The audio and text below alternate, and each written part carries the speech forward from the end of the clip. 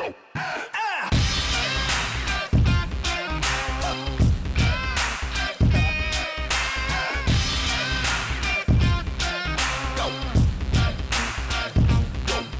my name is Harley.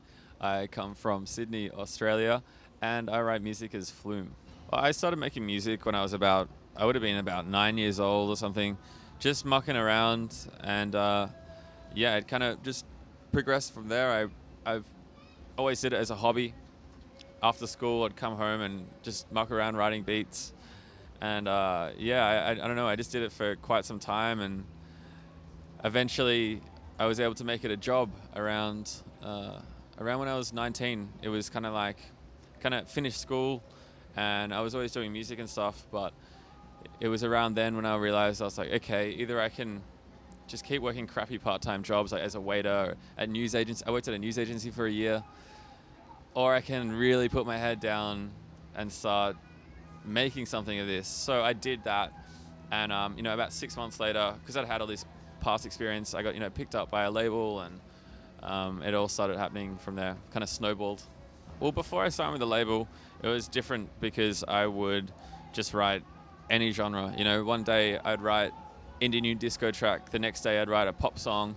Next day I'd write an R&B jam, and then like a rock song. So like I just like all music, so I used to write all music. And now that I've got this Flume project, I've also got another project called What's or Not, but we won't go too into that. That's more clubby stuff. But now it's like whenever I've got free time, which I don't have a lot of, it's like, all right, you got to write for Flume, or you got to write for What's or Not. That's it. Whereas I used to just write anything I wanted. So it's definitely different, but I'm hoping to get more into just writing whatever I want, and maybe doing some ghostwriting for other people. For me, I feel like one of the first real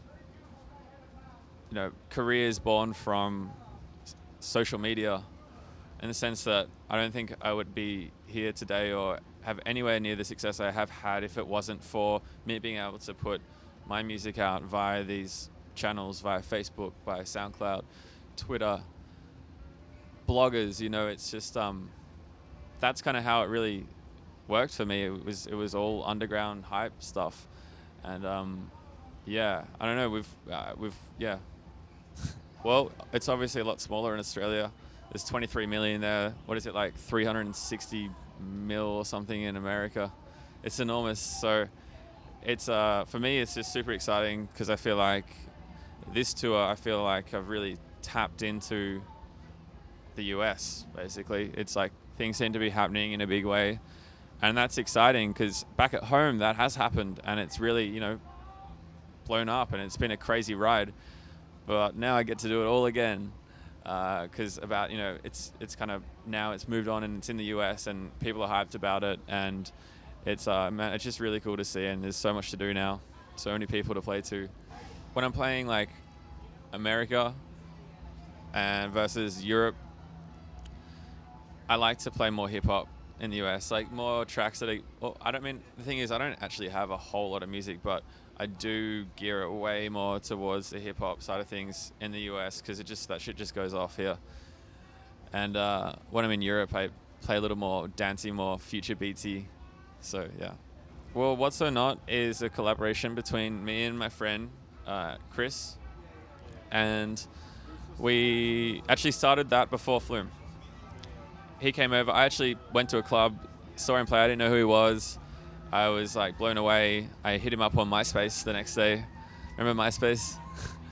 And ever since then, he's been coming over to mine, and we've been making music every Thursday for like a few years. And now, that project, What's or Not, is also seen to be really taking off in a big way in the US, which is, again, it's crazy. It's like the difference between that and Flume is much more pretty. It's much nicer. It's like, melodic, super melodic, bit weirder, darker. Whereas What's or Not is a little more obvious. It's a little more club friendly, big tracks. What's or Not can kind of play more like the bigger dance music festivals, where it's more in EDM land, whereas I feel Flume is much more in the kind of bandy, kind of indie world. So I'd never played in South America prior to doing Lollapalooza there. It was it was exciting. It's always exciting going to new countries, and that was somewhere I'd always wanted to go and check out. We actually did it really smart because it was a new place, and I'd been really touring a lot around that time. We decided to go. We did 3 Lolla shows. We did one in Argentina, one in Chile, and one in Brazil. And we were like, all right, we got these 3 festivals. Why don't we just do 3 festivals over 2 weeks? So we had 2 weeks in South America and did 3 festivals, which is very, very relaxed. So, I mean, we were just hanging out, eating amazing steaks, and having a really rad time. And then we went to do Coachella, and it just, got really crazy because we did like Coachella and then 7 gigs, and then the second week of Coachella, so it was just like madness. So yeah, I mean, that was a really great experience, and it was a great festival to play there. I think it's still a little new for them, the Flume thing, because I haven't actually played there. It's a new territory for me, but I'm really glad. I think it was a great way to, do that place for the first time, because I think a lot of people that were there may not have really known about me too much. So it was a really good experience. But yeah, they were all really great. Especially, I really love Sao Paulo. That was nuts. The Brazilians are nuts. They went crazy. It was a huge tent full, and yeah, really great time.